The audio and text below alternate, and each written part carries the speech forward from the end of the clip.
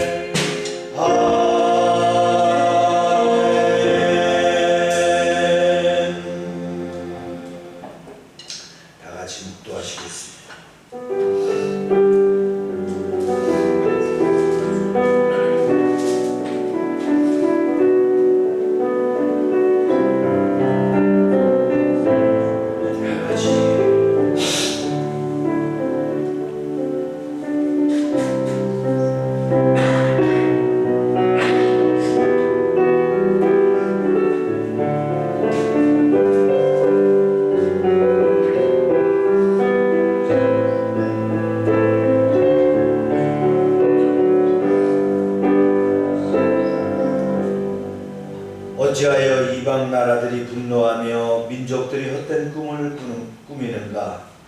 세상의 군왕들이 나서며 관원들이 서로 꾀하여 여호와와 그의 기름 부은 자를 대적하며 우리가 그들의 맹 것을 끊고 그 결박을 벗어버리고자 하는도다.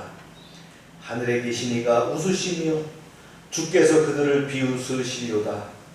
그때에 분을 바라며 진노하사 그들을 놀라게 하여 이르시기를 내가 나의 왕을 내 거룩한 산 시온에 세웠다 하시리로다.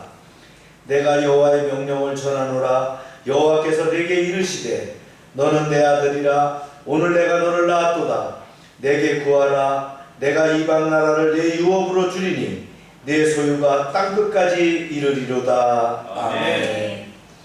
찬양 받으시게 합당하신 여호와 하나님, 예수 그리스도 십자가 대속의 공로로 거듭나게 하시고 부활의 소망 가운데 살게 하심을 감사합니다. 아멘. 오늘 거룩한 주일을 맞이해서 주님께 나아갑니다. 하늘 문을 열어주시고 이 예배를 받아 주시옵소서. 아멘. 열방교회 지체들이 소망을 가지고 주님께서 허락하신 은사대로 사역을 감당하며 거룩하고 주인의 쓰심에 합당하며 모든 선한 일에 예비된 일꾼이 되게 하여 주시옵소서.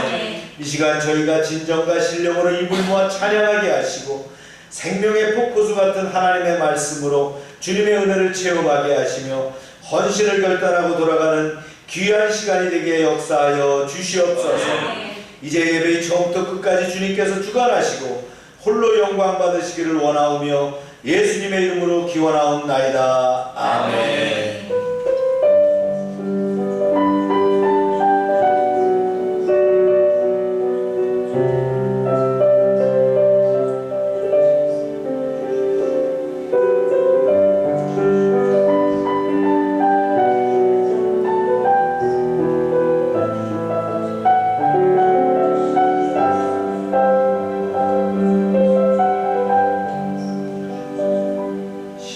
신앙 고백합니다. 전능하사 천지를 만드신 하나님 아버지를 내가 믿사오며 그 외아들 우리 주 예수 그리스도를 믿사오니 이는 성령으로 잉태하사 공정녀 마리아에게 나시고 본디오 빌라도에게 고난을 받으사 십자가에 못 박혀 죽으시고 장사한 지 사흘 만에 죽은 자 가운데서 다시 살아나시며 하늘에 오르사 전능하신 하나님 우편에 앉아 계시다가 저리로서 산자와 죽은 자를 심판하러 오시리라. 성령을 믿사오며 거룩한 공예와 성도가 서로 교통하는 것과 죄를 사해 주시는 것과 몸이 다시 사는 것과 영원히 사는 것을 믿사옵나이다. 아멘.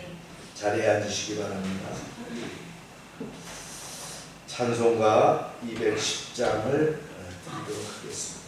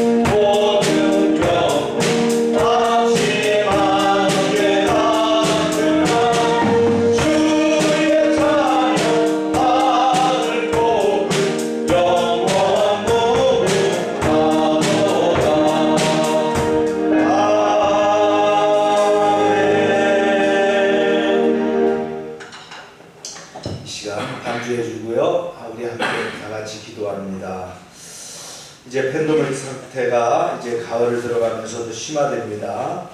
우리가 깨어 기도해야 될 때입니다.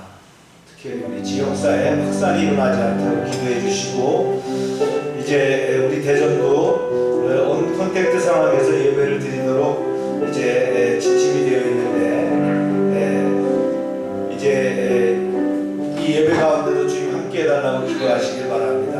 가능한 빠른 시간 내에 회복되어서 또 함께 모여서 예배할 수 있는 그런 환경과 여건을 허락해달라고 기도하시기 바랍니다. 이제 각자 가정에서 사업장에서 예배하는 우리 형제 자매들을 위해서 또 함께 기도합시다. 주여 하고 기도합니다. 주여 하나님, 우리 예기치 않은 이런 상황까지 우리가 노래할 수 있습니까? 주님, 팬데믹 아버지 하나님 코로나 상황을 아버지 극복할 수 있는 능력과 힘을 더하여 주시옵소서. 우리의 연약함을 주님께서 아십니다. 우리의 부족함을 주님께서 아십니다. 주님, 우리를 긍휼히 여기시고 우리의 죄악을 아버지 하나님, 우리의 아버지 하나님 죄악을 주님 용서하여 주시옵소서. 이제 하나님 아버지 팬데믹을 통하여 우리가 더욱 낮추며 겸손하게 하시고 주님의 뜻을 헤아리게 하여 주시옵소서. 이제 예상컨대 팬데믹 후에 많은 변화가 있을 거라고 믿습니다. 그러한 변화에 우리가 담대히 대응할 수 있는 그런 믿음의 능력을 더하여 주시옵소서. 이제 하나님 비전적 상황에서 비대면 상황에서 예배한다 할지라도 아버지 하나님, 우리의 예배가 아버지 하나님께 겸손하게 드려지게 하시고 바르게 드려지게 하시고 하나님의 크신 능력과 은총 가운데 나아갈 수 있도록 주님 허락하여 주시옵소서. 멸망에 속한 여러분 여러 가정과 또한 아버지 사업장과 저들의 직장을 축복하시고 우리의 자녀들을 축복하셔서 이제 하나님 더욱더 고하게 하는 뿐만 아니라 이제 하나님 어렵고 힘든 상황을 극복할 수 있는 담대한 믿음으로 주님 견고하게 주장할 수 있도록 주님 허락하시고 인도하여 주시옵소서. 이 예배 가운데도 하나님 자정하여 주시고 더욱더 풍성한 은혜가 아버지 각 사람과 가정 위에 충만하게 넘칠 수 있도록 주님 도우시고 인도하여 주시옵소서. 주님 허락하시고 함께하여 주시옵소서. 주님 인도하시고 예비하여 주시옵소서.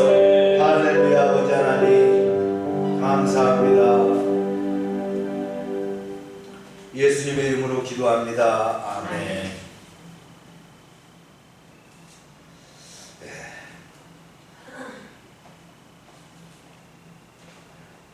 광고 드리도록 하겠습니다. 선데이 스쿨이 열리지 못하기 때문에 우리 아이들도 영상 예배에 참여할 수 있도록 그렇게 해주시고요. 하여튼 이럴 때일수록 우리가 예배에 빠뜨리지 않도록 해주세요. 코로나19 사회적 거리두기 2단계로 전환돼서 어제 3시부로 대전에도 이제 비대면 예배가 이렇게 하도록 지침이 이제 하달됐습니다. 아마 지금 300명 이상 코로나가 발생하는 이런 상황인데 확진자들이 발생하는 상황인데 이 위기를 우리가 넘겨야 될 거라고 이렇게 생각을 합니다. 밴드와 홈페이지 영상을 활용해 주시길 바랍니다. 성경 통독 5회기 9월부터 진행하고요. 저녁 기도회는 개인 PT로 진행하도록 하겠습니다. 매일 큐티 여러분들 밴드로 올려드리는데 확인하시고요. 모든 양육과 훈련 등 소그룹은 제한되어 있습니다. 애차는 8월 말까지 중지되어 있고요. 나눔 봉사의 활동도 중지된 상태입니다. 우리가 매주 금요일과 또 주일 교회 방역을 실시하도록 하고요. 사회적 거리두기와 개인위생 관리를 잘 실천해서 코로나로부터 보호받기를 바랍니다. 25일 그 MBTS 세미나가 있는데 박사과정 강의가 제가 이제 오전에 있어요. 그래서 학교에서 줌으로 강의할 수 있도록 이렇게 통제되어 있어서 석 교수님과 함께 줌으로 이제 각지에 있는 학생들과 교통하면서 강의하도록 하겠습니다. 이제 이런 상황까지 온 것 같아요. 지역아동센터도 2단계 사회적 거리두기 상황에서 운영을 하게 됩니다. 공동체 보시는 것처럼 휴관된 상태로 운영하고 있습니다. 우리 다 같이 읽어볼까요? 시작. 이같이 말하나 그물이 찢어지지 아니하였더라. 아멘. 오늘 말씀은 로마서 8장 31절부터 39절입니다. 우리 교독해서 읽도록 할까요? 여러분들 얼마 수가 안 되니까 큰 소리로 한번 읽겠습니다. 제가 먼저 읽을게요. 그런즉 이 일에 대하여 우리가 무슨 말을 하리요? 만일 하나님이 우리를 위하여 누가 우리를 대적하리요? 마이크 대고 하세요. 시작. 자기 아들을 아끼지 아니하시고 우리 모든 사람을 위하여 내주시니까 어찌 그 아들과 함께 모든 것을 우리에게 주시지 아니하겠느냐. 누가 능히 하나님께서 택하신 자들을 고발하리요? 의롭다 하신 이는 하나님이시니 누가 죽게 하여 죽으실 뿐 아니라 다시 살아나시는 그리스도 예수시니 그는 하나님 우편에 계신 자여 우리를 위하여 간구하시는 자시니라. 누가 우리를 그리스도의 사랑에서 끊으리요? 환난이나 번고나 박해나 기근이나 적신이나 위험이나 칼이랴.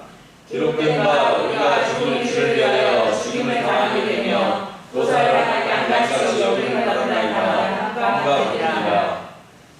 그러나 이 모든 일에 우리를 사랑하시는 이로 말미암아 우리가 넉넉히 이기느니라. 내가 확신하오니 사망이나 생명이나 천사들이나 권사자들이나 현재이나 장래이나 능력이나. 시작. 높음이나 깊음이나 다른 어떤 피조물이라도 우리를 은주 예수 그리스도 안에 있는 하나님의 사랑에서 끊을 수 없으리라. 아멘. 성화와 성령 6번째 시간, 로마서 8장의 마지막 설교가 됩니다. 우리 다 같이 기도하고 말씀을 시작합니다. 하나님 아버지, 지난 6주 동안 로마서 8장을 함께 나누게 하심을 감사합니다. 구원의 교리에 대해서 또 풍성한 하나님의 은혜를 우리가 배웠습니다. 이제 마지막 결론적 부분에 이제 31절부터 39절을 가지고 나누고자 합니다. 잘 박힌 무처럼 말씀이 우리 가운데 임하게 하시고 그 말씀이 우리를 이끌어 승리케 하여 주시옵소서. 이제 하나님 방송을 참여하는 모든 이들도 이제 동일한 말씀의 은혜가 넘치게 하여 주시옵소서. 예수님의 이름으로 기도합니다. 아멘. 하나님은 모든 일을 세밀하게 짜셨어요. 그걸 짜신다는 걸 뭐라고 했죠? 지난주에 합력하다 그랬어요. 그죠? 우리의 인생에 놀라운 일을 하셨습니다. 하나님은 모든 것을 합하여 우리 안에 선을 창조하셨습니다. 우리로 하여금 그리스도의 모습을 본받게 하셨어요. 모든 것을 합하여 선을 창조하신 하나님이 바로 우리를 아시고 선하게 하시기로 결정하셨습니다. 아멘. 때가 되면 우리를 부르셔서 의롭게 하셨습니다. 그리고 놀랍게도 그분은 우리의 부족함과 실패에도 반드시 우리를 영화롭게 하실 것입니다. 아멘. 이 복음을 듣고 믿는 자는 주께서 구원하시는 하나님의 자녀로 삼아주십니다. 참 놀라운 복음입니다. 그러나 하나님의 자녀가 되었다고 하는 그 귀한 복음을 들은 사람들이 이 땅에 같은 삶을 살지는 않는다는 거예요. 믿는다는 사람들의 두 부류가 있다라고 봅니다. 복음을 듣고 구원을 받아서 그 복음 위에 반석 같은 확신을 갖고 사는 사람들이 있는 반면에 복음은 받았으나 늘 이 땅에서 흔들리는 삶을 살고 있는 사람도 있다는 거예요. 안타깝죠? 이들의 삶에는 구원받은 흔적이 나타나지 않습니다. 그래서 삶이 피곤합니다. 또 마음의 죄책을 품으며 자신에게 일어나는 모든 짐을 홀로 지고 갑니다. 작은 시험이 와도 흔들리고 넘어집니다. 항상 의심하면서 살아갑니다. 이러한 신앙생활이 얼마나 피곤하겠습니까? 놀랍게도 이런 사람들이 우리 주위에 많다. 신앙인 가운데도 많다라는 거예요. 하나님 앞에 스스로 질문해 보십시오. 정말 구원받은 사람답게 반석 위에 서서 확신하며 살아가고 있느냐 하는 거예요. 아니면 종종 흔들리고 있습니까? 하나님이 우리에게 원하시는 삶은 견고한 확신하는 삶이라는 겁니다.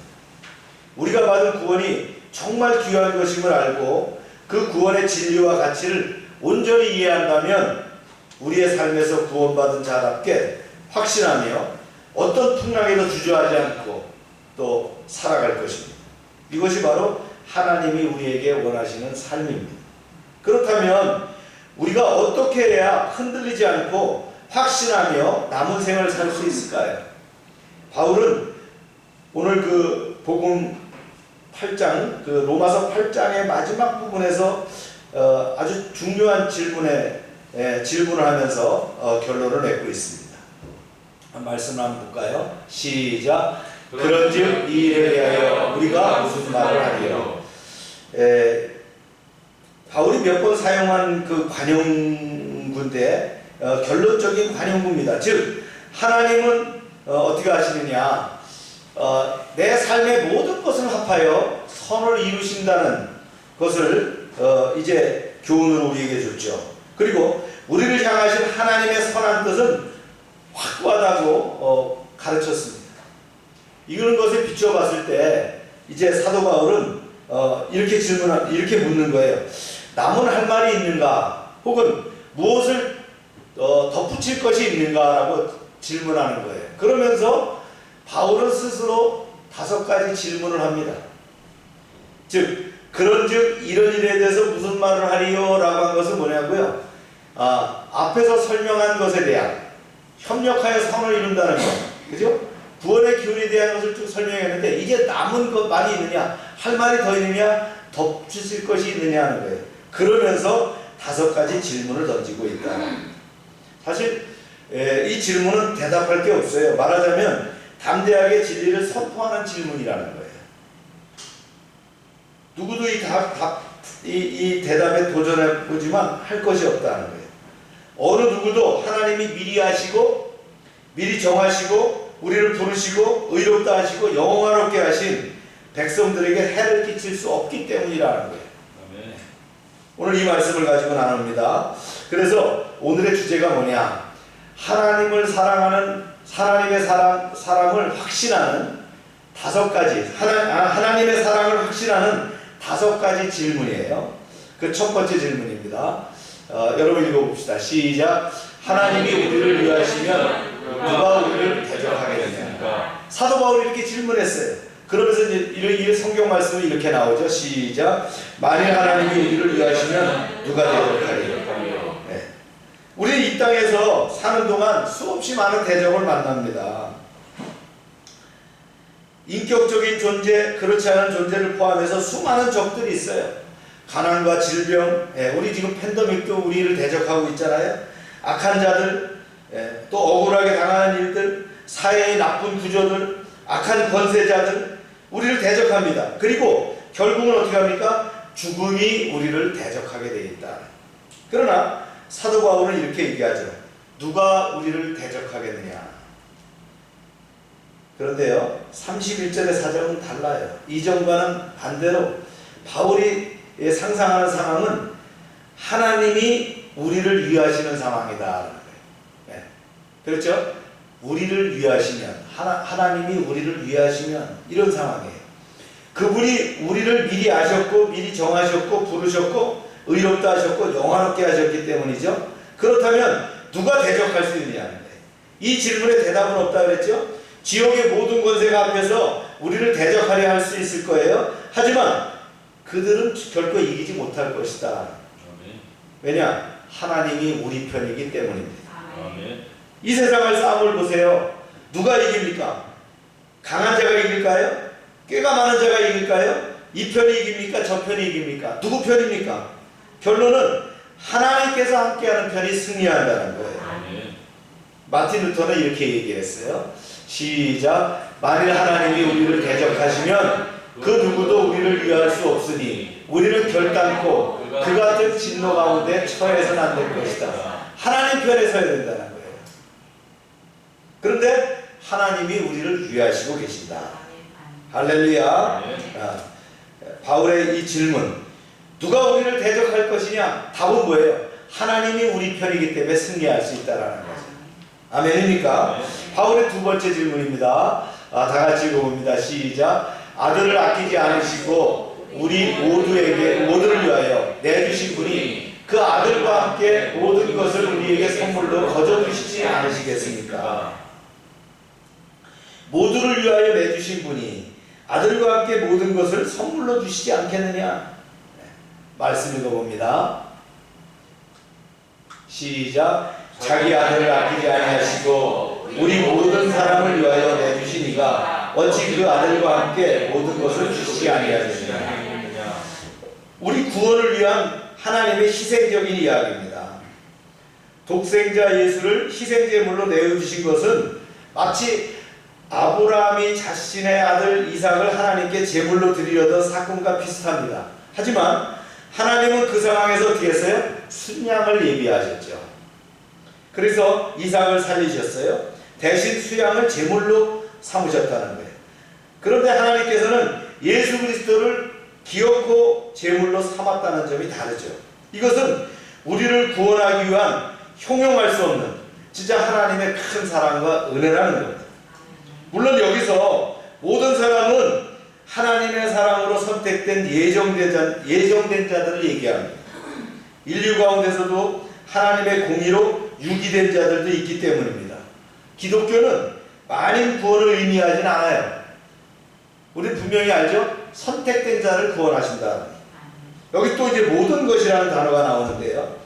모든 것은 성화 단계에 이르는 데 필요한 모든 것이에요. 그리스도와 함께 누릴 영광까지도 포함하고 있는 모든 것을 얘기합니다. 사실 우리는 하나님께로부터 구원을 얻으며 또한 그리스도의 영광에 동참할 아무런 자격도 공로도 없는 자들이죠. 그런데 하나님께서는 우리를 사랑하사 모든 것을 값없이 뭘로 줬다고 그랬어요? 선물로 주셨다는 거예요. 아멘입니까? 심지어 누구까지 주죠? 독생자 예수의 생명까지도 주셔서 우리를 구원하셨다는 거예요. 여기에 대답할 사람이 없다. 바울이 그걸 묻는 겁니다. 아멘입니까? 이제 세 번째 질문 한번 넘어가 볼게요. 하나님께서 택하신 사람들을 누가 감히 고소하겠는가? 누가 고발하겠느냐? 이런 말이죠. 이 말씀 읽어봅니다. 시작. 누가 능히 하나님께서 택하신 자들을 고발하리요? 의롭다 하신 이는 하나님이시니. 자, 우리가 이 질문과 또 다음 질문과 연결되는데요. 이 상상 속에서 우리를 바울은 법정으로 인도하고 있는 거예요. 이 바울이 주장하는 바는 우리의 재판가이신 하나님이 이미 우리를 의롭다 하셨기 때문에 어떤 기소도 성공할 수 없고 우리의 변호자이신 예수 그리스도께서 우리의 죄를 위하여 죽으셨고 죽은 자 가운데서 살아나셨고 하나님 우편에 계시고 우리를 위하여 간구하시기 때문에 기필코 정죄받을 수 없다. 그렇다면 누가 우리를 우리를 고발할 것이냐? 다시 말하지만 이 질문 하나만 동떨어져 있다면 수많은 고소가 제기될 수 있어요. 우리가 수많은 고발을 당할 수 있다는 거예요. 우리의 양심이 먼저 우리를 고발할 겁니다. 마귀가 끊임없이 우리를 고발할 거예요. 마귀의 이름이 뭐예요? 디아블로스, 비방자, 중상자 이런 의미잖아요. 그는 형제들을 참소하는 자라고 불립니다. 또한 우리를 비난하여 손가락질하기 기뻐하는 많은 자들이 있다는 거예요. 하지만 그들의 주장 중 어떤 것도 이것이 기소가 될 수 없다. 왜 그럴까요? 하나님이 우리를 택하셨고 우리를 의롭다 하셨기 때문입니다. 그러므로 모든 고소는 실패로 끝나고 맙니다. 마치 화살이 말이죠. 방패에 맞아서 튕겨나가는 것처럼 그것들은 우리를 맞고 튕겨나갑니다. 우리가 왜 고발을 당하지 않는다고요? 우리가 착하게 살았기 때문인가요? 우리가 의로운 사람이기 때문인가요? 아니라는 거예요. 하나님이 우리를 의롭다고 선포하셨기 때문이라는 거예요. 우리는 전혀 의롭지 않아요. 누가 착하게 살았는지 하나님 앞에서는 아무런 의미가 없어요. 왜냐하면 다 의인이 아니기 때문에요. 모든 사람이 다 죄인입니다. 하지만 놀랍게도 하나님은 우리가 예수님을 알고 성령의 인도하심으로 예수 그리스도를 영접한 순간 우리의 죄가 어떻게 됩니까? 의롭다라고 선포됐다는 거예요. 죄 없다라고 선포했다는 거예요. 이것이 바로 로마서가 계속해서 우리에게 가르쳐주는 내용입니다. 이 모든 것이 뭘로요? 예수 그리스도의 피값으로 의롭다 하심을 입었다라는 거예요. 할렐루야. 네. 바울이 물었어요. 하나님께 택한 사람을 누가 감히 고소하겠느냐? 고소할 수가 없다는 거예요. 왜냐? 이미 피값으로 의롭다함을 받았기 때문이라는 거예요. 할렐루야. 네, 네 번째 질문입니다. 네. 누가 감히 그들을 정죄하겠냐? 정죄라는 건 컨뎀, 유죄 판결이라는 거예요. 아까는 검사가 고발을 했다면, 기소를 했다면, 이제는 판사가 재판하는 내용을 얘기하는 거예요. 말씀 읽어봅니다. 시작. 누가 정죄하리요? 죽으실 뿐 아니라 다시 살아나신 이는 그리스도 예수시니 그는 하나님 우편에 앉아 계신 자예요. 우리를 위하여 간구하시는 자예요. 누가 우리를 재판을 갖고 죄 있다라고 할 거냐? 컨뎀이라고 얘기할 것이냐? 아마 때로는 우리 마음이 말이죠. 우리를 정죄합니다. 또한 우리를 비난하는 자들, 비방자들, 우리의 원수들, 마귀가 정죄하려고 할 거라는 거예요. 하지만 그들의 정죄는 다 실패하고 만다. 왜 그럴까요? 당연히 누구 때문에? 예수 그리스도 때문이다. 아멘. 그분의 죽음과 부활과 승천과 중보 사역에 의해서 우리를 정죄로부터 구원해 주실 것이다. 재판관이 유죄라고 하려고 할 때 어떻게 해요? guilty라고 얘기할 때 어떻게 해요? 잠깐 이렇게 얘기할 수 있을 것이다. 여기서 중요한 기독교 네 가지 교리를 우리는 배울 수가 있어요. 첫째가요, 죽으실 뿐만 아니라 다시 살아나신 이는 예수 그리스도, 그러니까 죽으실 뿐 아니라 대속의 교리, 피값으로 우리를 구원하셨다는 거예요. 우리가 공짜로 구원받았다라고 하지만 뭐예요? 우리는 공짜라고 느끼지만 그 공짜 안에 뭐가 포함되어 있어요? 예수 그리스도의 피값이 포함되어 있는 거라는 거예요. 아멘입니까? 하나님은 육신으로 오신 예수님 안에서 우리의 죄를 어떻게 하셨어요? 정죄하셨으며 우리를 위하여 저주받은 바 되었다라고 성경은 말씀합니다. 율법의 저주 또는 정죄로부터 우리를 구속하셨다는 거예요. 여기가 끝이 아니에요. 이제 두 번째 교리를 넘어가 볼까요? 둘째는 죽으신 후에 그분은 다시 살아나셨다라는 거예요. 이게 부활의 교리죠. 단순히 소생하신 것이 아니에요. 그가 살아나심은 하나님 아버지에 의해서 다시 살아났어요. 그럼으로써 하나님이 아들의 희생을 우리를 의롭다 하시는 근거로 삼았다는 거예요. 여러분, 의롭다 하시는 근거가 뭔지 아세요? 예수님이 십자가에 피 흘려 죽으신 거예요. 그걸로 끝이 아니에요. 부활하셨기 때문에 의롭다함을 입었다라는 거예요. 네. 죽음에서 부활하심으로 그 의롭다함을 말이죠. 우리가 입었다라는 거예요. 성경을 이렇게 얘기하고 있는 거예요. 로마서 4장 25절에 우리가 배웠어요. 예수는 우리가 범죄한 것 때문에 내줌이 되고 또한 우리를 의롭다 하시기 위해서 살아나셨느니라. 로마서 4장 25절 할렐루야. 네. 이제 세 번째 교리를 넘어가 볼까요? 여러분 읽어봅시다. 셋째 시작. 십자가에 못 박히고 부활하신 그리스도는 하나님 우편에 계십니다. 상속의 교리입니다.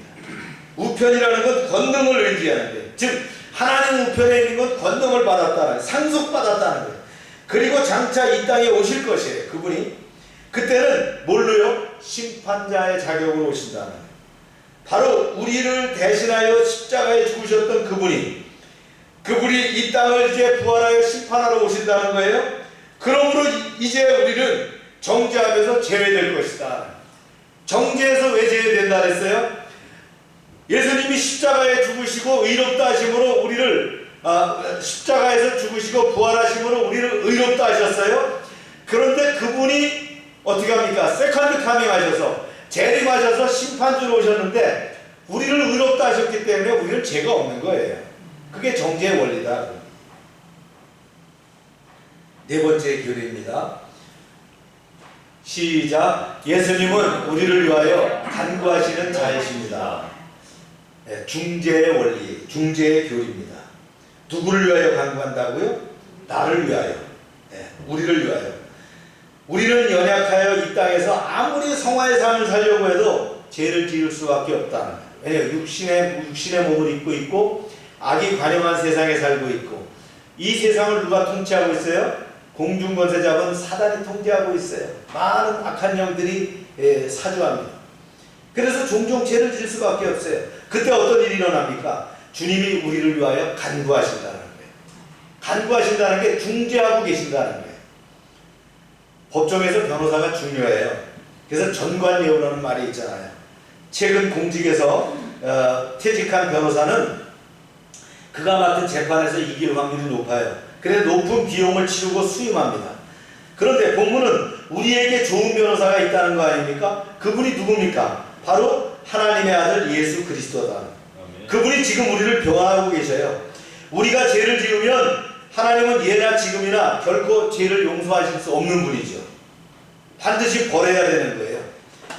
그래서 하나님은 죄를 보고 분노하십니다. 그때 어떻게 합니까? 예수님이 우편에 있다가 간구하시는 거예요. 하나님, 제가 바로 저 누군가가 지은 죄 때문에 십자가에 죽었지 않았습니까? 제가 흘린 피를 보고 저 사람의 죄를 사하여 주십시오.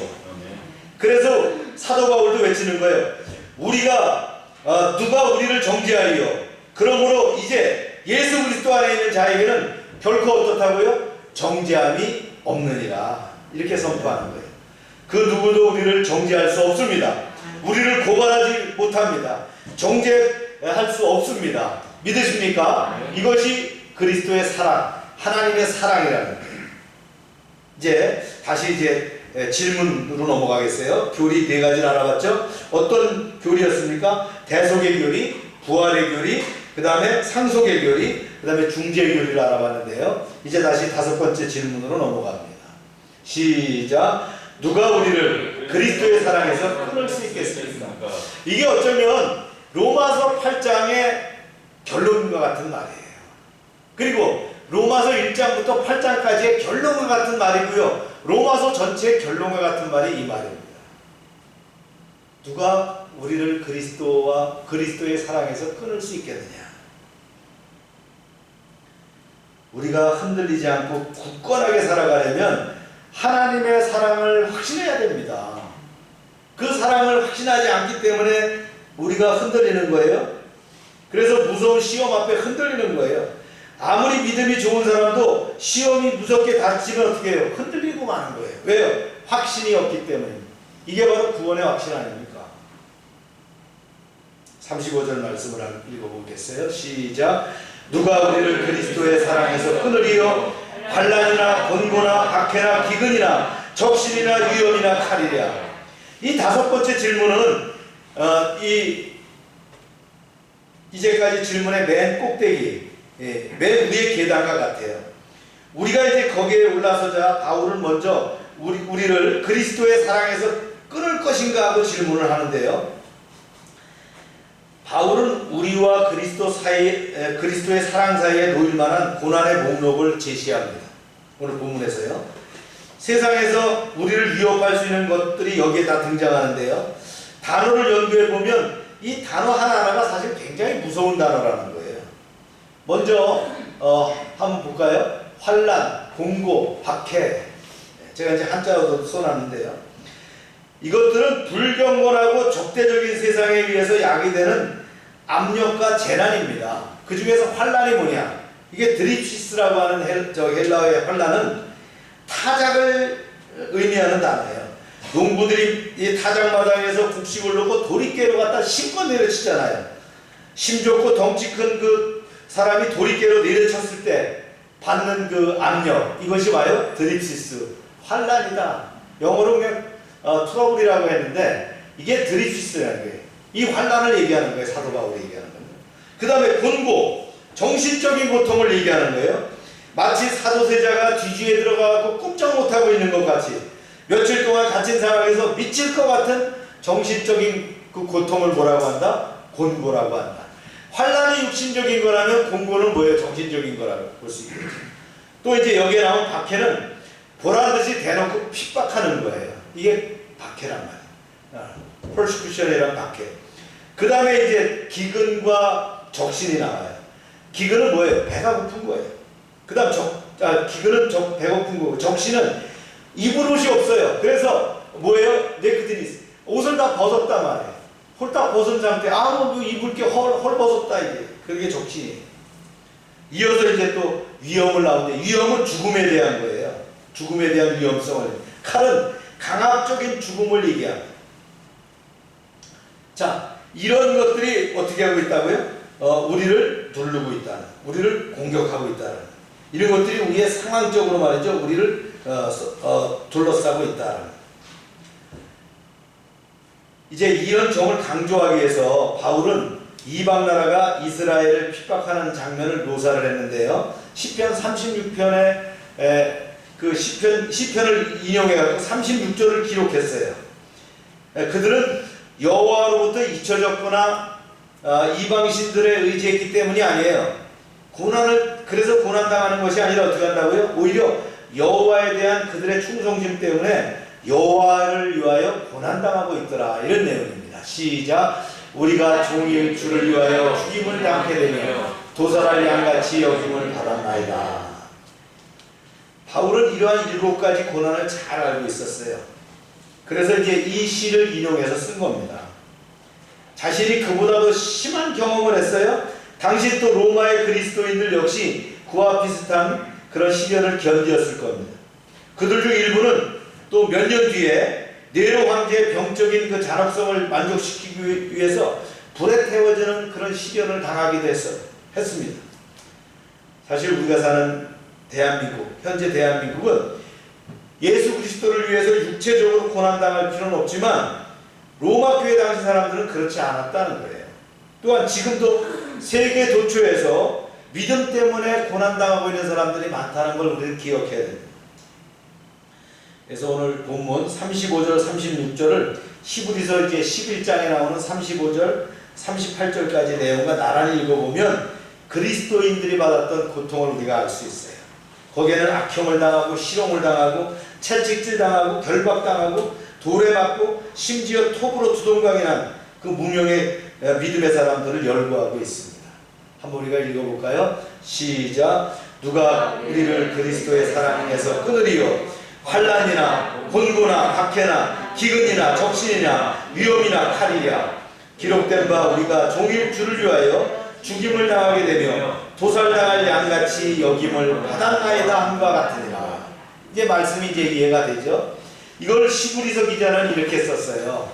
시작. 여자들은 자기의 죽은 자들을 부활로 받아들이기도 하며 또 어떤 이들은 더 좋은 부활을 얻고자 하여 심한 구몬을 받되 구차히 훈련하기를 원하지 아니하였으며 또 어떤 이들은 조롱과 채찍질뿐 아니라 결박과 옥에 치는 시련도 받았으며 돌로 치는 것과 톱으로 펴는 것과 시험과 칼로 죽임을 당하고 양과 염소의 가죽을 입고 유리하여 궁핍과 환난과 학대를 받았으니 이런 사람은 세상에 감당하지 못하느니라. 그들이 광야와 산과 동굴과 토굴에서 유리하였느니라. 이게 초대교회 교인들이 받았던 그 박해였습니다. 그래서 양과 염소의 가죽을 입고 유리했다. 그 양과 염소의 가죽을 입었으니까 따뜻하겠네? 그게 아니에요. 양과 염소의 가죽을 사람한테 입혀가지고요. 어디에요? 콜로세움과 같은 그런 격투기장에 보내는 거예요. 왜냐하면 사자나 이런 짐승들이 사람한테 막 안 달려붙거든요. 그래서 양과 염소 가죽을 씌워서 입혔더니 사자들이 가서 덮쳐 물었단 말이에요. 이런 것들을 구경했다는 거예요. 이런 환난을 받았다는 거예요. 이렇게 육체적, 정신적으로 고난이 얼마나 극심했던지 오늘 본문은 뭐라 했어요? 도살장에 끌려가는 양과 같았다 이렇게 표현하고 있는 거예요. 이게 바로 그리스도인들의 모습이었다는 거예요. 그러나 이러한 시험 가운데 흔들리지 않을 수 있겠습니까? 육신에 속한 우리는 다 흔들립니다. 그럼에도 불구하고 고통과 불행과 상실이 그리스도의 백성을 그분의 사랑에서 끊을 수 없다는 거예요. 이런 고통과 고난이 있다할지라도 어떻게 해요? 하나님의 사랑에서는 끊을 수 없다는, 그리스도의 사랑 안에서는 끊을 수 없다는 거예요. 37절 서두에 나오는 답은 부정이었어요. 그와 반대로 우리를 그리스도로부터 어떻게 해요? 소외시키기는커녕 바울은 감히 이렇게 얘기했어요. 이 모든 일이 우리를 넉넉히 이기느니라. 이렇게 주장을 했다는 거예요. 말씀 한번 읽어볼까요? 시작. 그러나 이 모든 일에 우리를 사랑하시는 이로 말미암아 우리가 넉넉히 이기느니라. 이 방법이 뭡니까? 우리는 인내로 견딜 뿐만 아니라 어떻게 합니까? 우리를 사랑하시는 이로 말미암아 넉넉히 이기기 때문이라는 것입니다. 즉 하나님의 사랑을 확신하는 것이라는 거예요. 그분의 사랑은 변하지 않습니다. 갈보리 십자가 위에서 이미 우리를 사랑하셨어요. 문제는 뭡니까? 하나님의 사랑이 얼마나 크게 임하는가가 아니라 우리의 확신이 문제라는 거예요. 이건 다른 말로 뭐라고 표현할 수 있어요? 우리의 믿음이 문제라는 거예요. 우리가 하나님의 사랑을 얼마나 믿고 확신하는가가 중요합니다. 갈보리 십자가 위에서 목숨을 내주신 우리를 향한 하나님의 놀라운 사랑을 확신하기만 하면, 그것을 믿기만 하면 우리는 세상의 어떤 것도 흔들리지 않고 담대히 이기고 승리할 수 있다. 바울은 이렇게 표현했어요. 모든 일에 우리가 넉넉히 이기느니라. 세상의 환난과 시험이 있다 할지라도 그 믿음으로, 그 확신으로 넉넉히 이기는 여러분 되시길 축원합니다. 이제 오늘 본문에서 마지막 패러그래피, 마지막 문단의 내용이에요. 끊을 수 없는 하나님의 사랑. 이게 엔들레스 러브죠. 끊을 수 없는 그 사랑이라는 거예요. 바울은 어떤 것이 그리스도의 사랑에서 우리를 끊을 수 있겠느냐고 질문합니다. 이제는 어떤 것도 그렇지 못한다라고 이제 단언한 말이 바로 여기에 나오는 거예요. 말씀 읽어볼까요? 시작. 내가 확신하노니 사망이나 생명이나 천사들이나 권세자들이나 현재일이나 장래일이나 능력이나. 바울은 대칭되는 10가지 주제를 택해서 이걸 4쌍으로 나누어 언급하고 2개는 따로 언급했는데요. 그 내용이 이제 사망이나 생명이나 이렇게 나오잖아요. 우리 그 인간의 생애 전체를 뜻하는 거예요. 불신자들 죽기를 둘이 무서워합니다. 그래서 어떻게 합니까? 늘 사망에 매여 종로로 타는 거예요. 그래서 사망에 매여 종로로 타며 인생을 마칩니다. 그러나 성도들은 어떻게 한다 했어요? 그리스도로 인해서 죄와 사망의 권세에서 해방된 자여 장차 죽음을 이기고 부활의 몸을 입을 것이다. 이렇게 성경에서 말씀하지 않습니까? 믿으십니까? 그러므로 이를 가리켜서 바울은 뭐라고 했냐? 고린도전서 3장 22절에 생명이나 사망이나 지금 것이나 장래 것이냐 다 너희의 것이요 너희는 그리스도의 것이니라. 할렐루야. 따라서 성도들은 더 이상 죽음을 두려워하는 존재가 아니고 살든지 죽든지 오직 그리스도만을 존귀케 하려는 그런 존재가 되었다라는 거예요. 할렐루야. 네. 그 다음에 이제 천사들이나 권세자들이나 이렇게 했어요. 영계의 존재들이죠. 천사들은 하나님의 이제 부리는 자들이고요. 종들이고요. 권세자들, 이거는 세상 권세자가 아니에요. 하나님을 대적하여 세상 공중 권세 잡은 자들, 사단의 수하의 악령들을 얘기하는 거예요. 네. 그 다음에 또 이제 현재일이나 장래일이나 이 시간적인 걸 얘기하는 거죠. 현재일, 이 땅에서 사는 동안 당하는 각종 환난을 다 포함한 겁니다. 많죠. 출생으로부터 시작해갖고 죽을 때까지 우리가 환난과 고통을 병행하여 갔잖아요. 그 다음에 어떻게 해요? 장래일은 뭡니까? 다가올 시간 속에 들어있는 것들. 예를 들면 지금 당하지 않았지만 장차 당할 수도 있는 역경을 얘기합니다. 그것뿐만 아니라 이 장래라는 건 우리가 어떻게 합니까? 종말론적인 장래까지. 그죠? 그러나 우리는 어떻게 한다 했어요? 계시록에도 보면 결론적인 승리를 할 수 있다는 거예요. 사망에서 끊을 수 없다는 거예요. 할렐루야. 그러면서 이제 능력을 얘기합니다. 이 능력이라는 거는 두나미스죠. 그 초자연적인 신적 능력을 소유한 영적 존재들을 가리킵니다. 즉 뭘 얘기하냐면 그 모든 것들이 인간보다는 강한 영적 존재다라는 걸 얘기하는 거예요. 그런데요, 그리스도께서는, 예수님은 그들 모두를 이기고 승리하셨어요. 아멘입니까? 또한 그들은 지금 그리스도에게 순복되어 있다는 거예요. 그러므로 그들이 우리에게 해를 끼칠 수 없다는 점을 사도 바울이 이렇게 강조하고 있는 거예요. 말씀 계속 할게요. 시작. 높음이나 기쁨이나 어떤 피조물이라도 우리를 우리 주 예수 안에 있는 하나님의 사랑에서 끊을 수 없으리라. 어디에서요? 우리 주 그리스도 예수 안에 있는 하나님의 사랑에서 끊을 수 없으리라. 이것이 결론적인 말이죠. 이렇게 얘기했습니다. 높음이나 기쁨이나 공간적 개념으로 이야기보다는 높음은 하늘 위의 권세, 기쁨은 땅에 있는 권세력을 의미하는 것이 맞을 것 같아요. 여기서 바울은 다른 어떤 피조물이라도 그랬어요. 어떤 피조물이라도. 이건 피조계 안에 있는 모든 것은 창조주 하나님과 예수 그리스도의 통제 아래 있는 것이죠. 바로 이것 때문에 어떻게 합니까? 우리는 우리 주 그리스도 예수 안에 있는 하나님의 사랑에서 끊을 수 없다. 할렐루야. 이제 말씀을 좀 맺을게요. 이 세상에 어떤 고난이나 가난이나 고통이나 질병도 우리를 결코 흔들 수 없습니다. 하나님의 사랑을 확신하면 가능하다는 거예요. 그게 우리의 믿음이 바로 그거예요. 하나님의 사랑을 확신하는 것. 이거 다른 거 아니잖아요. 우리를 이미 아시고 예정하셔서 어떻게 합니까? 우리를 부르셔서 어떻게 해요? 의롭다 하셨어요. 그리고 영화롭게 하셨다는 거예요.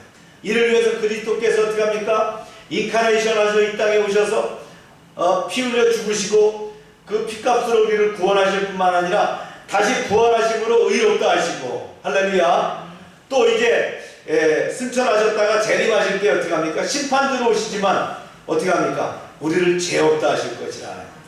할렐루야. 이 믿음이 있다면 세상에 어떤 것, 어떤 고난과 환난과 역경이 있다 할지라도 우리는 담대히 승리할 수 있다. 바울은 뭐라 했어요? 넉넉히 이기느니라. 사랑하는 여러분, 여러분이 당하고 있는 고난이 있습니까? 여러분 적어보시기 바랍니다. 사랑하는 사람이 먼저 세상을 떠났습니까? 도저히 이해 못하는 일들이 생겼습니까? 또 여러가지 물질적 고통 가운데 있습니까? 정신적인 그런 고통이 있습니까? 속썩이는 자녀나 친인척이 있습니까? 어떻게 해요? 우리는 어떻게 합니까? 하나님의 사랑을 확신하면, 그죠?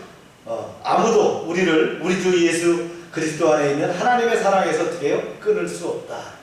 결국은 넉넉히 이긴다라는 거예요. 할렐루야.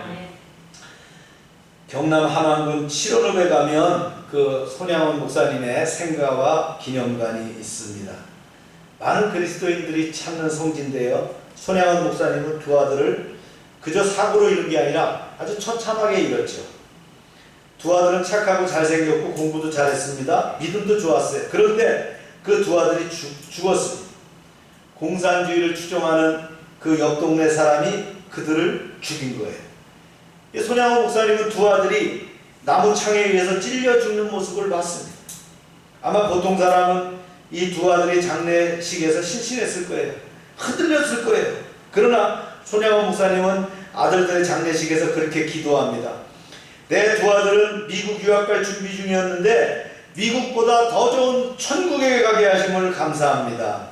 내 두 아들은 그저 평범한 삶을 살다 갈 수밖에 없었는데 하나님의 복음을 위해서 순교하게 해주시니 감사합니다. 우리 집안에 한 명도 아니고 두 명의 순교자가 나오게 하시니 감사합니다. 그리고 놀랍게도 이 손양원 목사님은 우리가 다 아는 대로 그 두 아들을 죽인 그 청년을 자기 양아들로 삼아서 예수 믿고 구원받게 했다라는 거. 우리가 잘 아는 사실 아닙니까? 누가 우리를 그리스도의 사랑에서 끊으리요? 우리를 하나님의 사랑에서 끊을 수 있는 것은 이 세상에 아무것도 없다라는 거예요. 우리가 하나님의 사랑을 확신한다면 우리는 결코 흔들리지 않을 것이다.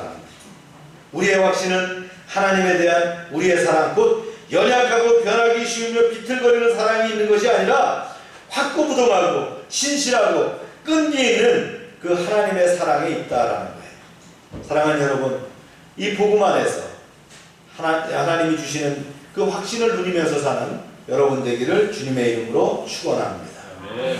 기도하겠습니다. 하나님 감사합니다. 오늘 비대면 예배 가운데서 이제 로마서 8장 마지막 부분을 또 설교하게 하심을 감사합니다. 하나님, 우리가 이 말씀을 통하여 많은 진리들을 배우게 하심을 감사합니다. 오늘 사도 바울을 통해서 5가지 질문을 통해서 이제 영원히 변치 않는 그런 끊을 수 없는 하나님의 사랑에 대해서 알게 하심을 감사합니다. 이 믿음의 확신, 하나님의 사랑에 대한 확신을 가지고 세상을 이기며 승리하게 하여 주시옵소서. 견고한 믿음으로 세상을 넉넉히 이기게 하여 주시옵소서. 또 한 주간의 삶을 주님께 의탁합니다. 늘 깨어있게 하시고 깨어 기도하며 말씀과 함께 사는 열방의 지체들 될 수 있도록 인도하여 주시옵소서. 예수님의 이름으로 기도합니다. 아멘. 다 같이 일어나셔서 460장 찬송드립니다.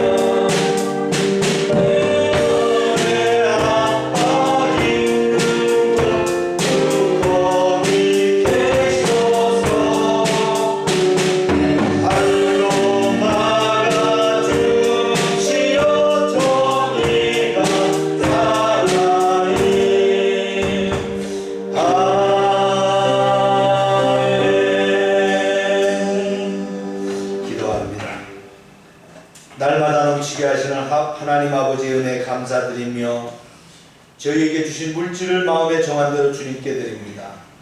저희가 헌금을 드릴 때 진심으로 나의 소중한 것을 드리는 믿음 가지게 하시고 기쁨으로 드림으로 풍성함이 넘치게 하여 주시옵소서. 우리에게 주신 것 중에 주님의 것을 구별하여 10의 1조를 드립니다. 너희의 온전한 11조를 창고에 들여 나의 집에 양식이 있게 하고 그것으로 나를 시험하여 내가 하늘문을 열고 너희에게 복을 쌓을 곳이 없도록 붙지 아니하나 보라고 하신 말씀대로 풍성한 복을 내려 주시옵소서. 내가 너희를 위하여 황충을 금하여 너희 토지 소산을 멸하지 않게 하며 너희 밭에 포도나무의 과실로 기한년에 떨어지지 않게 하리라고 말씀하신 대로 이제 하나님 주님의 보호가 우리의 삶 가운데 드러나게 하여 주시옵소서. 또한 씨와 양식과 구별하여 주정헌금, 감사헌금, 약정헌금, 선경금을 드립니다. 100배로 응답하여 주시옵소서. 하나님 여호와의 말씀을 삼가 듣고 그 모든 명령을 지켜 행하는 하나님의 백성을 축복하사 세계 모든 민족 위에 뛰어나게 하여 주시옵소서. 하나님의 말씀을 순종하면 모든 복이 우리에게 그대로 미칠 줄로 믿습니다.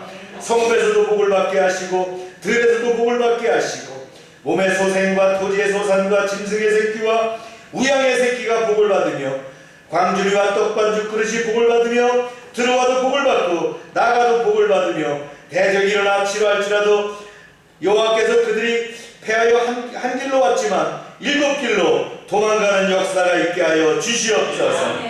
하나님께서 우리를 위하여 하늘의 아름다운 보고를 여사 우리의 땅의 때를 따라 비가 내리게 하시고 우리가 손으로 하는 모든 일에 복을 주셔서 많은 사람들에게 구워주며 나누게 하시고 머리가 되고 꼬리가 되지 않게 하시며 위에만 있게 하시고 아래에 있지 않게 하여 주시옵소서.